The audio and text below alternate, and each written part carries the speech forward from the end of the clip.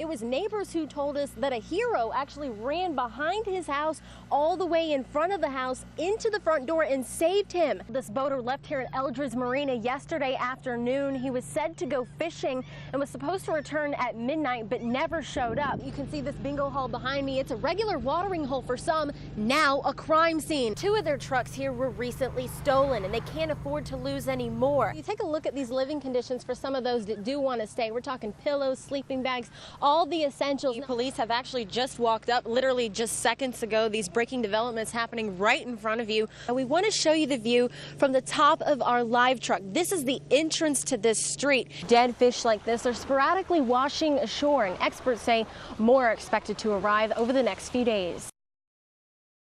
You can see this bingo hall behind me. It's a regular watering hole for some, now a crime scene. And tonight, those inside feared for their lives when a man came in, whipped out his gun. Now he's in custody, and those I talked to are thankful they escaped alive.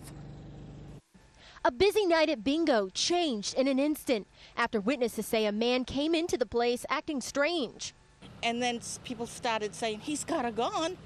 And we all looked, and sure enough, he brandishing this gun. That's when deputies responded. Once the 50 people inside started clearing out, deputies say the man left too. The officer was just coming on scene and was trying to sort out who was who, and whenever he saw the gentleman with the gun, ordered him to put the gun down. The gentleman decided to fire instead. Then the sheriff says there was gunfire between the deputy and the man as both hid behind pillars shooting at each other, all while scared bingo players were trying to escape into the Dollar General. A lot of us ran to the store next door. We all tried to find boxes to huddle behind, and we heard bang, bang, bang, bang, bang. The left side of the door, top and bottom, blown out completely. The sheriff says one of the suspect's bullets shattered the window to the Dollar General. Then he says a second deputy arrived and the man gave up his gun. Luckily, no one was hit. A lot of angels surrounding this bingo hall tonight for everybody. And for some, this night at bingo will be one to remember. Bingo will never be the same. Now you're looking live where you can see the sheriff's office is still actually cleaning up this scene where that glass shattered here on the sidewalk. Now the sheriff's office does not know why this man came here tonight or what his intentions were as he came inside of this bingo hall. Detectives are actually still questioning him at this time, and we're also told by the sheriff's department that the deputy who was involved in the exchange of gunfire will return to work as usual since no one was hit. For now, we're live in Charlotte County. Kim Brown, NBC2.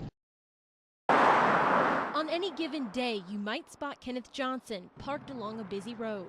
I mean, it's really embarrassing to do this, but right now I'm in poverty. He's taped a sign to the side of his SUV saying, "I am unemployed. I will work for food." Sign, it kind of helps me out a little bit. Once in a while I get work, and once in a while I don't get work. It comes and goes. Johnson says he lost his construction job in 2008. Since then, nothing. And to top it off, he's homeless. So he's relying on this sign. He's been using it for almost a year. And he tells me reporters have been asking him to talk about it and his struggle, but he declined until now. What changed your mind? I figure there's hope somewheres. Every so often, he says people give him food or a little cash to get gas. And about once a week, he will make around $200 from a temporary gig offered by a passerby. It's difficult for me because I'm kind of handicapped. I have a bad left leg, and a lot of times that turns my jobs down and the criminal background. Johnson says he spent time behind bars in 1993 for drugs, but says he's been clean ever since. Now he's hoping someone will give him a chance. Give me a blessing in my heart. In Lee County, Kim Brown, ABC 7 News. But still, I learned something new. And your class only, teacher. In the kitchen where Amy Patterson used to dream. Also, thank you for letting me sit with my best friend, Tiffany. Amy's mom reads heartfelt letters from her daughter's Cape Coral students. And to me, Mrs. Patterson is not a teacher. She is a friend. Amy taught science at Mariner Middle. I start trembling when I start reading these because this is where Amy and I really connected. Both teachers, that connection ended in late July when Amy disappeared. And I feel I need to be there to be with her because she would have never left me alone.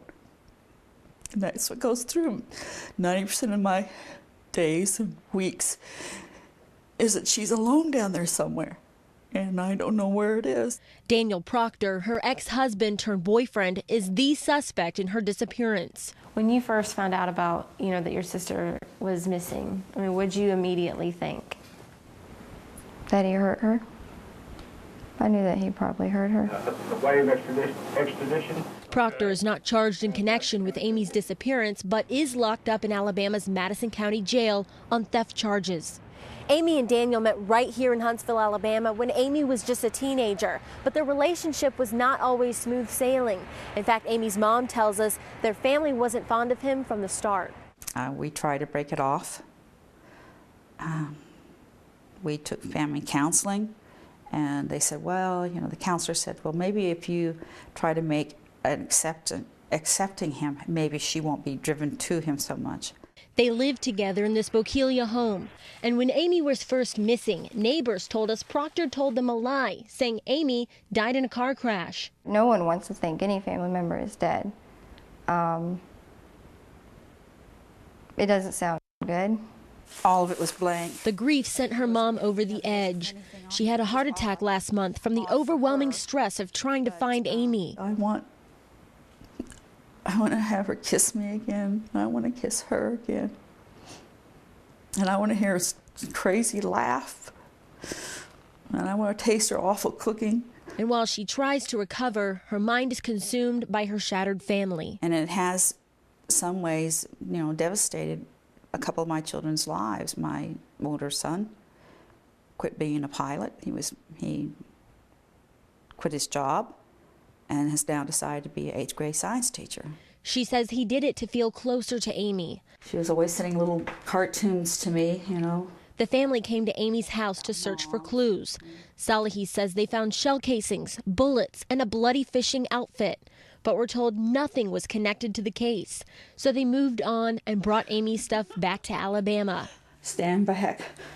I'm going to try science, She really liked for kids to see her wear that because she wanted to understand it's fun. The pieces of Amy's life back where it all began, while her family tries to grapple with the future. He's just robbed me of the next 20 years of my life.